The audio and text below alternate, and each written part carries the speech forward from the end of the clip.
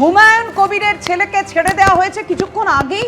যে খবর আপনাদের কাছে তুলে ধরছিলাম, যে আপডেট তুলে ধরছিলাম, যে হুমায়ুন কবির এবং তার ছেলের বিরুদ্ধে নন বেলেবল সেকশনে মামলা দায়ের হয়েছে। কিন্তু এখন যেটা জানা যাচ্ছে হুমায়ুন কবিরের ছেলেকে ছেড়ে দেওয়া হয়েছে। রাজীব, কি আপডেট? পাপিয়া, হুমায়ুন কবিরের ছেলে গোলাম নবী আজাদকে 8 ঘন্টা আটকে রাখার পর এইমাত্র তাকে ছেড়ে দেওয়া হলো এবং তাদের গোলাম নবী আজাদ এবং হুমায়ুন কবিরের বিরুদ্ধে জামিন অযোগ্য ধারায় পুলিশ কর্মীকে মারধরের ঘটনায় তাদের বিরুদ্ধে এফআইআর রুজু হয়েছে।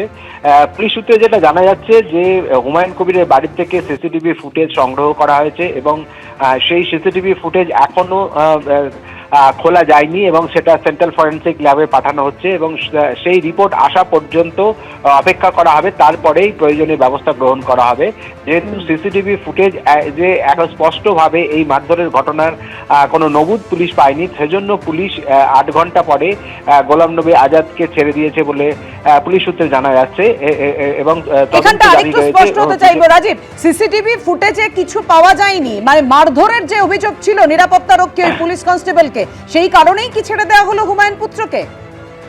না, সিসিটিভি ফুটেজ পুলিশ সেই সিসিটিভি যে ফুটেজ রয়েছে সেই ফুটেজ পুলিশ খুলতে পারেনি এবং সেই সিসিটিভি ফুটেজের কি রয়েছে সেটা এটার জন্য সেন্ট্রাল ফরেন্সিক ল্যাবে ইতিমধ্যেই সেই সিসিটিভি ফুটেজ সংগ্রহ করে পাঠানো হয়েছে। তার রিপোর্ট আসা পর্যন্ত পুলিশ কিন্তু অপেক্ষা করতে চাইছে।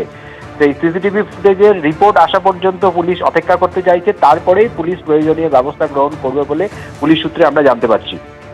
ধন্যবাদ রাজীব। আমি অরিন্দম বাবুর কাছে আসবো। অরিন্দম বাবু, হ্যাঁ বলবেন, জামিন অযোগ্য ধারায় মামলা রুজু হওয়ার পরও ছেড়ে দেওয়া হয়েছে কারণ সিসিটিভি ফুটেজ এখনো পর্যন্ত পুলিশ দেখতে পায়নি, যেটা আমরা খবর পেলাম এই মুহূর্তে যে আপডেট রয়েছে। দেখুন, প্রথম কথা হচ্ছে কি, এটা ওরা কেন করেছে, পুলিশ কেন করেছে, এই প্রসঙ্গে আমি যাব না। কিন্তু আপনি যদি আমাকে এক রিটায়ার্ড পুলিশ অফিসার বলেন, এটা হাস্যাস্পদ। কেন আপনারা বলছেন এফআইআর নেমড অ্যাকিউজড, আবার বলছেন নন বেলেবল অফেন্স। আমাদের চাকরিতেও দেখেছি যে নন বেলেবল অফেন্সও আমরা ছেড়ে দিই যখন হার্ট অ্যাটাক হয়, যখন নানা রকম অসুস্থ হয়, হসপিটালে পাঠাতে হবে, আমরা একটা ডাক্তার সার্টিফিকেট দিয়ে পাঠিয়ে দিই। আপনি আমাকে বলুন সিসিটিভি, আপনারা এটাও বলুন অনুব্রত মণ্ডল যখন নাকি গালিগালাজ দিয়েছিল তখন সুমোটো কেস হয়েছিল, মনে আছে? What is the meaning of suo motu? যে 100% অফিসার ইনচার্জ যখন নাকি এটা সাবস্টেন্সিয়েট করে তখন officer in charge finding no other alternate, তখন সুমোটো কেস করে। আপনারা এটা কিছুক্ষণ আগে বললেন যে সিসিটিভি যদি আজকে তদন্ত ঠিক মতো না পায় তাহলে অ্যারেস্ট করলো কেন? আপনারা বললেন যে he has been arrested. Humayun Kabir যে বেগে গেল, যেভাবে ফিরছে, তার মানে তখনই আমার মনে হয়েছে ভাই আমরা যা করা করছি আমরা ছেড়ে দিচ্ছি। না, সেটা তো হুমায়ুন কবির নিজে থানা থেকে বেরিয়ে এসে বলেছেন। আমি দেখলাম তো আজকে যদি ছেলেকে ধরে হাজার হাজার লোক থানা ঘেরাও করতো, তাহলে তাকে আজকে যখন নাকি অ্যারেস্ট করেছে, officer in charge has got power to release, কিন্তু এটা হাস্যাস্পদ মনে হলো না? আপনি আমাকে বলছেন যে আজকে আপনার আমার যদি এই আইনটা হয় সোজা লক আপ হয়ে যাচ্ছে, আর বিত্তশালী মানুষ যদি হয়ে যায় লটা কেঁপে যাচ্ছে ম্যাডাম। কারণ আজকে যে ঘটনাটা আপনারা বললেন যে আজকে সাবস্টেন্সিয়েট করেছে, সে আজকে একটা তদন্ত করার জন্য একটা কমপ্লেন জমা দিয়েছে ওসিকে, সেই তদন্তটা করার জন্য কমপ্লেন হয়তো অ্যারেস্ট করে দিয়েছে আপনারা বললেন, আমি বলিনি। আপনি বলছেন অ্যারেস্ট করে দিয়েছে, তাহলে আন্ডার হোয়াট সার্কামস্টেন্সেস যদি ওখানে এভিডেন্স না থাকে একটা লোককে অ্যারেস্ট করা যায়? আরেকটা আপনাকে বলে দিই, what is the meaning of FIR?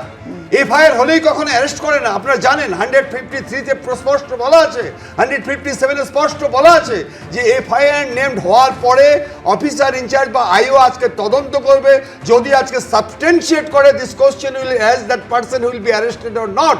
যখন অ্যারেস্ট করেছে তাহলে কি তার আজকে হার্ট অ্যাটাক হয়েছে? তাহলে কি আজকে তার মেডিকেল সার্টিফিকেট দিয়েছে? না। এটাই হচ্ছে কি হাস্যাস্পদ।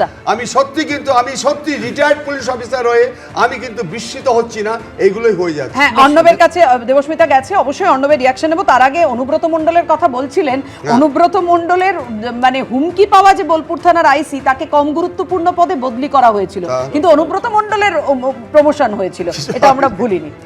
না দেখুন, যতক্ষণ না পর্যন্ত ওই থানার যিনি অফিসার তার তো কোনো স্টেটমেন্ট এখনো পর্যন্ত আমরা পাইনি, তার বক্তব্যটাও শোনা দরকার। মানে আমরা এখানে আলোচনা করছি, এই পুরো আলোচনার মধ্যে দিয়ে দেখুন আমি যে একটু আগে বললাম সেই হাওয়ায় ভেসে থাকা, আবার কিন্তু আমরা হুমায়ুন কবির চলে আমরা চলে যাচ্ছিলাম অন্যদিকে, নিরাপত্তারক্ষী আবার আমরা হুমায়ুন কবিরকে নিয়ে আলোচনা করছি। একটু ক্লিয়ার করে দিই, অর্ণব, পুলিশ অভিযোগ মানে ওই কনস্টেবল তিনি অভিযোগ দায়ের করেছেন, পুলিশের দাবি যে সেই অভিযোগের মান্যতা দিয়েই কিন্তু জামিন অযোগ্য ধারায় মামলা হয়েছে।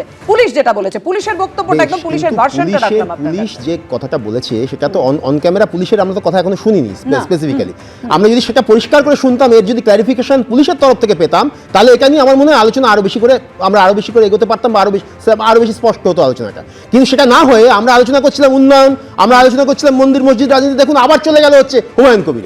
আসলে হুমায়ুন কবির একটু থামাচ্ছি, হুমায়ুন কবিরের ছেলেকে যে ছেড়ে দেওয়া হয়েছে আপনারা দেখতে পাচ্ছেন, শক্তিপুর থানা থেকে বেরিয়ে যাচ্ছেন হুমায়ুন কবিরের ছেলে, তাকে ছেড়ে দেওয়া হয়েছে, 8 ঘন্টা পর তাকে ছেড়ে দেওয়া হলো। নিরাপত্তারক্ষীকে মারধরের অভিযোগে আটক করা হয়েছিল হুমায়ুন কবিরের ছেলে গোলাম নবী আজাদকে, 8 ঘন্টা পর তাকে ছেড়ে দেওয়া হলো। শক্তিপুর থানা থেকে তিনি বেরিয়ে যাচ্ছেন, সেই ছবি আপনারা দেখতে পাচ্ছেন।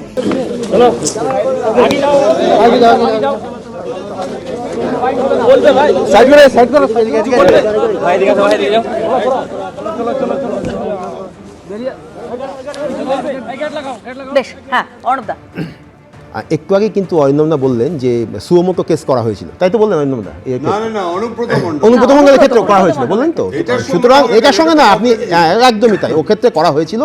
আমি যেটা বলছি যে একাধিক কিন্তু ইনস্ট্যান্স পশ্চিমবঙ্গেই রয়েছে, অন্তত এই বছর এই 25 সালেই রয়েছে, যেখানে যারা প্রাইম অ্যাকিউজ এবং যারা হচ্ছে অপরাধের সঙ্গে যুক্ত, তারা তৃণমূলের সঙ্গে যুক্ত বলেও কিন্তু পুলিশ কিন্তু তাদের ছাড়েনি, তারা ধরা হয়েছে এবং তারা এখনো পর্যন্ত মানে ইয়েতে রয়েছে, হাজতে রয়েছে। এরকম একাধিক ইনস্ট্যান্স রয়েছে, আপনারাই দেখেছেন বারবার করে। সুতরাং এই জায়গায় আমাদের এই যে একটু আগে হুমায়ুন কবির বলতে গিয়ে সায়নদীপ বলছিলেন না যে উনি এত বড় নেতা, তা আমার তো আরও বড় বড় নেতাদের কথা মনে পড়ছে, সুশান্ত ঘোষ, দীপক সরকার, অনিল বসু, মজিদ মাস্কার, কি বড় বড় মার্ক্সবাদী সব নেতা ছিলেন, মহান নেতা সমস্ত। সেই মহান নেতারা তারা যখন ক্ষমতায় ছিলেন তখন তারা কীভাবে হাতে মাথা কাটতেন, আমরা কম বয়স থেকে দেখতে দেখতে বড় হয়েছি সেই জিনিসগুলো। সুতরাং এই আজকে যখন এই সায়নদীপেরা এরকম কথা বলেন, তখন শুনলে মনে হয় যে তারা এমন একটা পুতপবিত্র জমানা চালিয়েছেন, এমন একটা পুতপবিত্র সময় চালিয়েছেন যেন সেখান থেকে একটা ভয়ঙ্কর ডাউনফল হয়ে গেছে।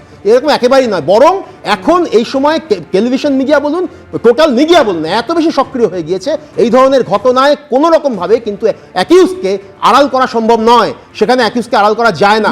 তখন অনেক বেশি পুলিশ সক্রিয় হয়েছে, যেমনটা বোঝা যাচ্ছে অর্ণবের কথায়। আমি পঙ্কজদার কাছে আসবো, তার আগে অরিন্দম দা হ্যাঁ কিছু উদাহরণ তুলে দেবেন। অর্ণববাবু একটা খুব সুন্দর কথা বলেছে, আমি খুব ওনাকে রেসপেক্ট করি। সেটা হচ্ছে কি যে government officer at the time of discharging যদি কোনো কিছু করে তাহলে অ্যারেস্ট করাই যায়, যেটা উনি বলেছেন।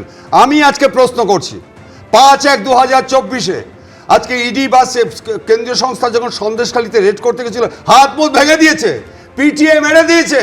আজকে কেন্দ্রীয় সংস্থাকে আজকে ওখানকার ক্রিমিনালরা আজকে জয়েন্টলি আজকে অ্যাসল্ট করছে। আপনি ভারতে কোন জায়গায় আপনি দেখছেন as per the direction of honourable high court, সেই সময় কেউ তো আজকে বক্তব্য রাখেনি যে at the time of discharging duties আজকে কেন্দ্রীয় সংস্থাকে পর্যন্ত অ্যাসল্ট করে দিচ্ছে। আসলে কি জানেন তো, এটাই হচ্ছে কি আমাদের খুব মর্ম বেদনা যে আইনটা সব ক্ষেত্রে ইমপ্লিমেন্টেশনটা ঠিক মতো হচ্ছে না। আমি এ তো ধরা হলো ছাড়া হলো, এই ছাড়া ধরা চলছে, অথচ যখন বাংলাদেশ হাই কমিশনে ডেপুটি হাই কমিশনে বিক্ষোভ দেখাচ্ছে সাধু সন্ন্যাসীরা, তাদের লাঠিপেটা করা হচ্ছে এবং পরের দিন জামিন নিতে হচ্ছে। দ্বিতীয়ত আমি একটু বলে রাখি, রাম মন্দির উদ্বোধন করেছে নরেন্দ্র মোদী, কিন্তু আপনাদের বলে এই কলকাতায় যে Chaitanya research institute doctor Sarvepalli Radhakrishnan, আবার বাগবাজার চৈতন্য মঠ, সেখানে প্রণববাবু উদ্বোধন করেছিলেন।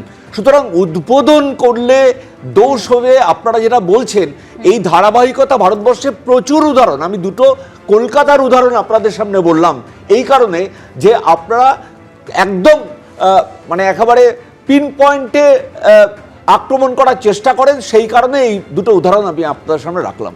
এবিপি আনন্দ, এগিয়ে থাকে, এগিয়ে রাখে।